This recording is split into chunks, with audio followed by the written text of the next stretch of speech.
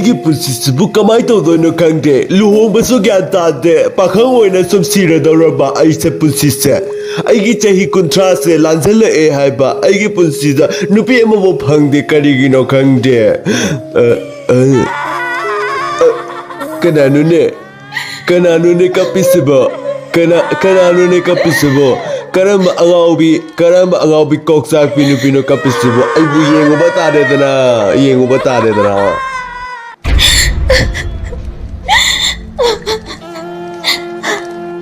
이베마 난 그리기 깝비노 아이는 시가 라가 깝게나 라가 낭나 시가 모팜지고 팜절라가 깝버리 그리기노 아이 모팜니 깝팜니 세 강하다 아이 юм데기 짠나바야드레나 따도레 아도 낭나 시가 라 깝살라레 아이 고개한 사이 토고지거리 헤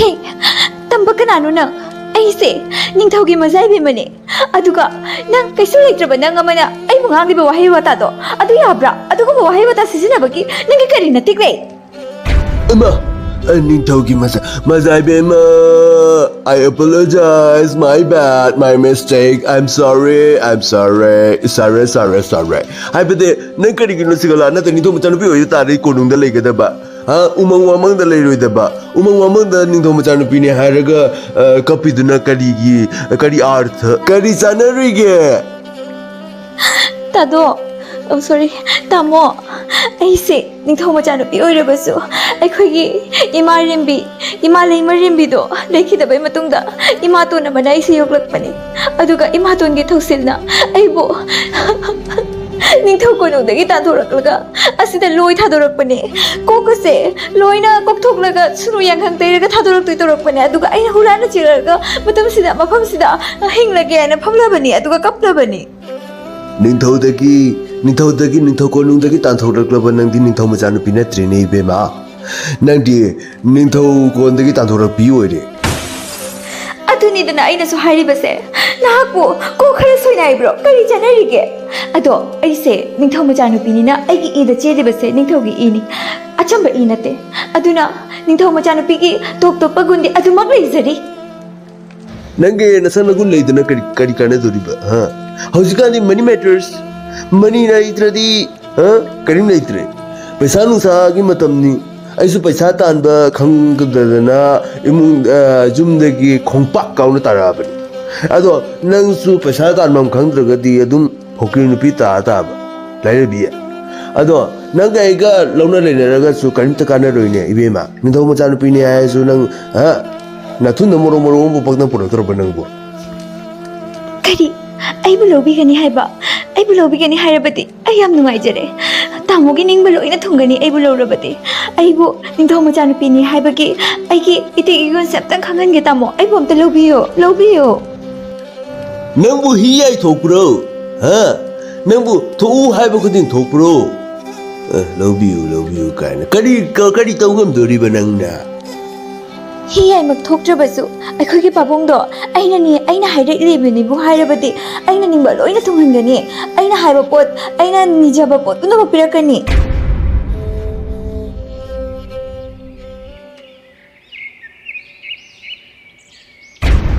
sijalembia nangna karigino nongabde numit tarabo thabakta suna lerisibo nangna haigi dai lohondrige lodrige mamagda nangna nangi napa adugagi nangi napa bungdagi chalaga nangi naranathum nangi thokpa puraga lakani ana poyok thayok toraga lakani ana aduga nang sukpa pem puratri bo hauji pokari tawdino nangi to ba ai chawninge ne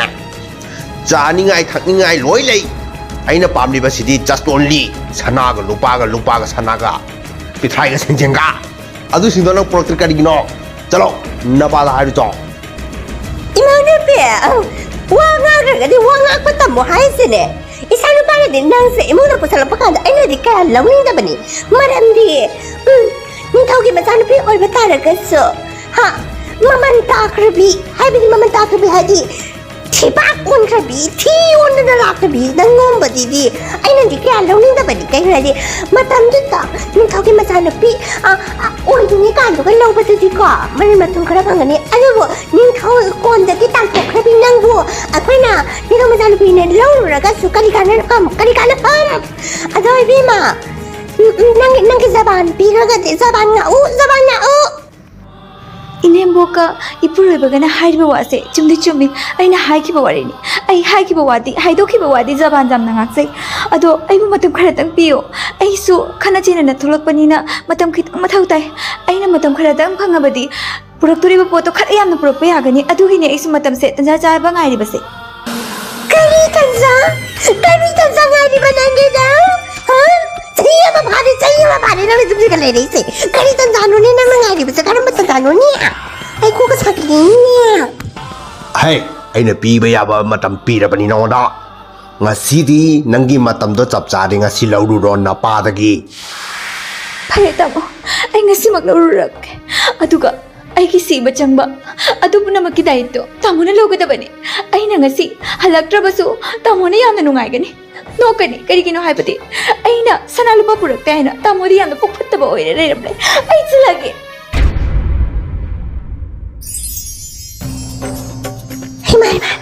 Imonu pia Ono ya pura kresa Lang prilange minang se Hey Oh my god Sina karay dugia Sina karang dugia Imonu pia ngasi di Ngaw bom chate se Nga poro chalo Nga sulay ruja chalo Ngaw bom chate ngasi di Ilisa chate Ilisa ka panya thong ba chate ngasi di Ichalo pa La Pochay sing siya Upamanu hapsa na batas Imonu pichalo rin ang wa Nga pari to niya Kayo niya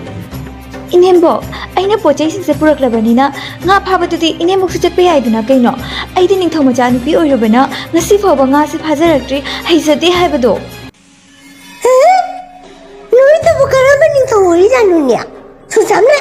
uneducated oiba ningthau ori jano Nati ningthau ki konda di ko Mazai bima oigara mazai buko oigara Martial art ki oiba maki Thawinsin aduga kiti nga phaba longkhon ba kari karasya Anga ori matapdagi adum takna dana laklabani Aduga nama haiti aisa noi to bukarama ningthau ori janu duplicate lo Copy lo Mapasa ningthau ori mdadana tukani ko Ay jingni ay ujibaw jingni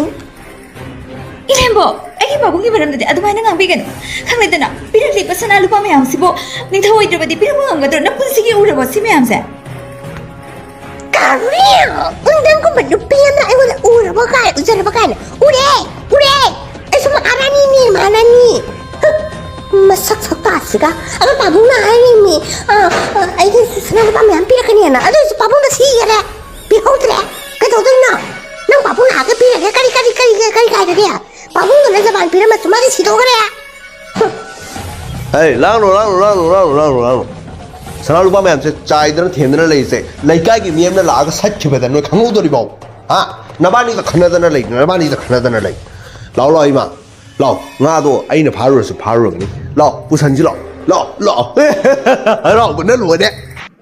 asumna pukphattaba nupaduna magi nupibu hanjin otpiduna naibiduna sanalupa kaya maruma magi mayumda puraknaba hairamni aduga nupidusu thangthaba tawduna adum puraktuna leiramni adubu nongmadi mahakna nupidugi thamoibu kainabagidamakta achetpa akanba wa ama hairapi madudi mahakna hairamni ibema nangdi aiga leiminarapa kuiraknabanina bor yam oisadae aduna nupi atopa ma purau ai nupi atopa ma pami hairapani kare tamona haibirisibu kanaduna tamona ngangibi nachindo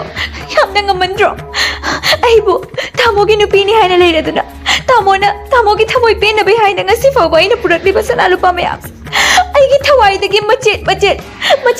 tana aina mantrajanta sorry pabungda haiduna aina puraknabane adubu tamona ai leina karigina nupi atopagi wa hairaliba sibu tamo ai adudi yaba ngamoi Pare, adu oitaragadi. Nana nuti numi khudingi khajik-khajik tang ha sana ne lupa ne sinjini pichai ne sinjini puraga lakpado adudo nangna puraiba nangi konungdo aduga kyamjam lerumgani habududi ai sum aina sum idea tawne jingba matamda oyam lerumgani ana khali aduna akhumani chalaga ngasi nogi konungdo loot tawrase adu oitaragadi mayam haibodi loiba thungba naidruba makhalgi sana lupa property mayam phangoidru napa do halase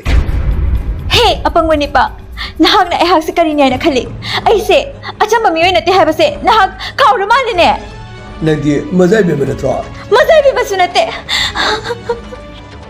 ꯅꯪꯒꯨꯝꯕ ꯀꯩꯁꯨ ꯂꯩꯇ꯭ꯔꯕ ꯑꯃꯅ ꯑꯩꯕꯨ ꯉꯥꯡꯕ ꯌꯥꯕ꯭ꯔꯣ ꯅꯍꯥꯛꯇꯤ ꯅꯨꯄꯥꯁꯨ ꯅꯠꯇꯦ ꯀꯔꯤꯒꯤꯅꯣ ꯍꯥꯏꯕꯗꯤ ꯅꯨꯄꯥꯅ ꯌꯨꯝꯗ ꯄꯨꯁꯜꯂꯛꯂꯒ ꯆꯥꯕꯅꯤ ꯑꯗꯨꯕꯨ ꯅꯍꯥꯛꯀꯤ ꯌꯨꯝꯁꯤꯗꯤ ꯅꯨꯄꯤꯅ ꯄꯨꯁꯜꯂꯛꯂꯒ ꯆꯥꯕ ꯑꯩꯅ ꯅꯪꯒꯤ ꯅꯊꯤꯕꯣꯡꯗꯣ ꯊꯥꯛꯄꯤꯔꯣꯏꯔꯒ ꯅꯪꯅ ꯑꯩꯕꯨ ꯇꯧꯔꯤꯕꯁꯦ ꯀꯔꯤꯒꯤꯅꯣ ꯍꯥ ꯅꯪꯅ ꯎꯁꯤꯠꯇ꯭ꯔꯤꯕꯁꯦ ꯀꯔꯤꯒꯤꯅꯣ ꯅꯪꯒꯨꯝꯕ ꯅꯨꯄꯤ ꯑꯃꯅ ꯉꯥꯡꯕ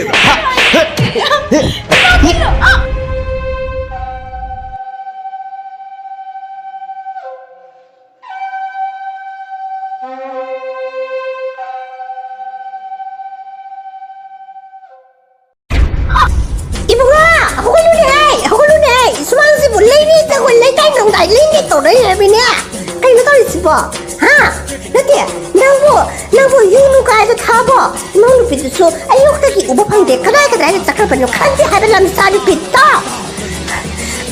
hai ma pho ta su pho ba ta ren de hai to sibo nete nong lu pina na hangai de pusala pasana la ba me am bu lei ba ye unya hai ma ama ta ren de ai ni nangbo ubu do le ren de ai ni nangbo kai ne yin sa kai de ren de ai ni nangbo isa kai ne sibo hai ma